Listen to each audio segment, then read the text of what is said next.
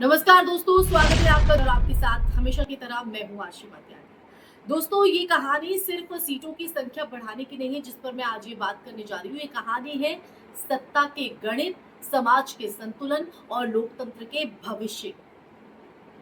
सोचिए, अगर वोट की ताकत ही कमजोर कर दी जाए, अगर इलाकों की सीमाएं इस तरह बदल दी जाएं कि कुछ समुदाय हमेशा के लिए हाशिए पर चले जाएं, तो क्या चुनाव सिर्फ एक औपचारिक प्रक्रिया बनकर नहीं रह जाएगा? तो आज जिस मुद्दे पर चर्चा मैं करने जा रही हूँ, वो है प्रस्तावित परिसीमन और लोकसभा सीटों को 543 से बढ़ाकर 850 करने की योजना।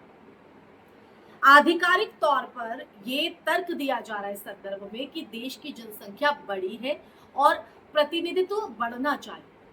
लेकिन सवाल यहाँ पर ये है कि क्या ये प्रक्रिया पारदर्शी और संवैधानिक ढंग से हो रही है, या इसके पीछे कोई गहरी और राजनीतिक रणनीति काम कर रही है? तो देखिए, सबसे पहले समझते हैं परिसीमन क्या होता है।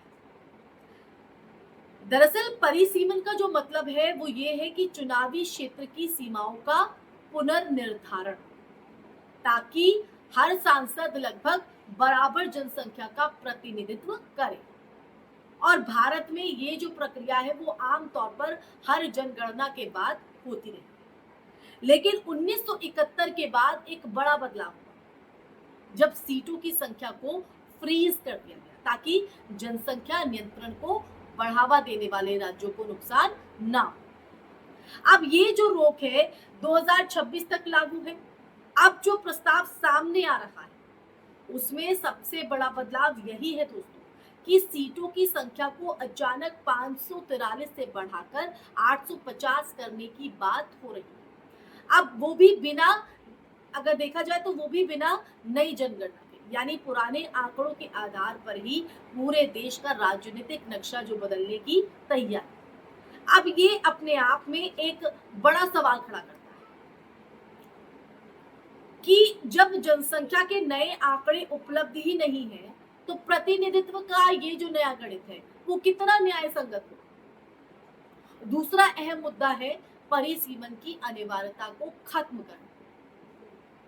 पहले ये एक संवैधानिक प्रक्रिया थी जो हर जनगणना के बाद अनिवार्य रूप से होती थी, लेकिन नए प्रस्ताव में इसे सरकार की इच्छा पर छोड़ने की बात सामने आ रही है। यानी अब परिसीमन कब होगा, कैसे होगा, ये पूरी तरह कार्यपालिका के नियंत्रण पे आ सकता है। अब देखिए, इससे परिसीमन आयोग की स्वतंत्रता पर भी सवाल उठते हैं, क्योंकि अगर प्रक्रिया ही सरकार निर्भर हो जाए तो निष्पक्षता कैसे सुनिश्चित होगी और कौन करेगा?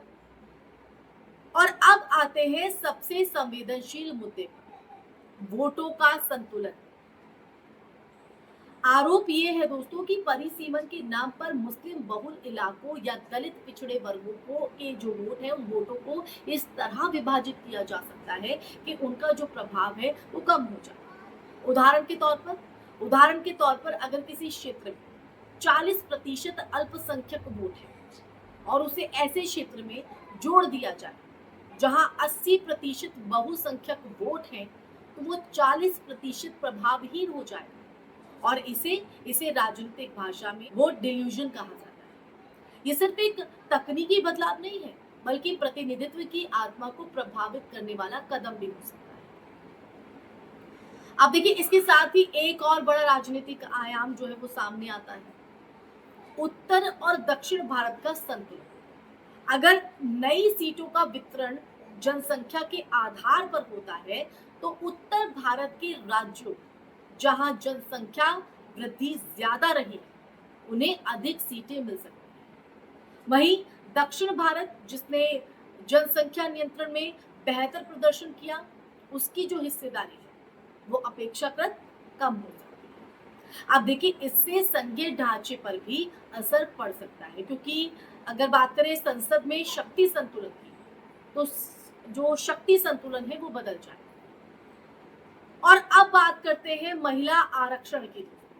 सरकार ने 33% महिला आरक्षण का वादा किया है, लेकिन उसे लागू करने को परिसीमन से जोड़ दिया गया। धरातल पर उसे उतार देगी। अब आलोचकों का कहना है कि अगर सरकार सच में महिलाओं को प्रतिनिधित्व देना चाहती है तो वो मौजूदा 543 सीटों में भी ये आरक्षण लागू कर सकती है और इसे भविष्य के परिसीमन से जोड़ना क्या एक राजनीतिक रणनीति है जिससे विपक्ष को ये महिला विरोधी दिखाया जा सके। देखिए, संवैधानिक पहलू भी कम महत्वपूर्ण नहीं हो जाता है, क्योंकि लोकसभा सीटों को बढ़ाने के संविधान संशोधन की आवश्यकता होगी और इसके लिए संसद में 2/3 बहुमत चाहिए। ये चाहिए ही चाहिए। अब मौजूदा स्थिति की अगर बात करें तो मौजूदा स्थिति में ये उतना आसान नहीं है और इसलिए भी एक बड़ा सवाल ये है कि क्या ये प्रस्ताव वास्तव में लागू हो पाएगा या सिर्फ एक राजनीतिक नैरेटिव बनाने का हिस्सा है। तो देखिए, आखिर में सबसे बड़ा सवाल यही है कि क्या ये सब 2029 के चुनावों की तैयारी है। क्या अब चुनावी रणनीति का केंद्र विकास, रोजगार और नीतियों से हटकर सीटों के गणित और सीमाओं के पुनर्निर्धारण पर आ गया है।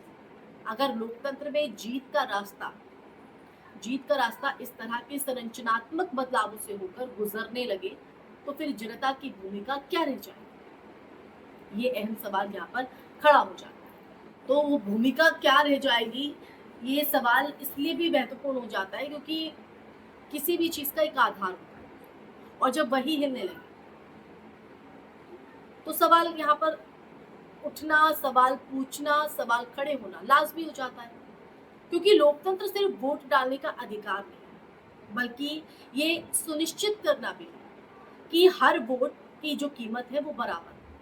अगर परिसीमन का इस्तेमाल संतुलन बनाने के बजाय असंतुलन पैदा करने के लिए किया गया तो ये सिर्फ राजनीतिक बदलाव नहीं होगा, ये एक लोकतांत्रिक मूल्यों की दिशा बदलने वाला कदम भी और यही वो मोड़ है जहां देश को ये तय करना होगा कि सत्ता का गणित ज्यादा महत्वपूर्ण है या संविधान की आत्मा।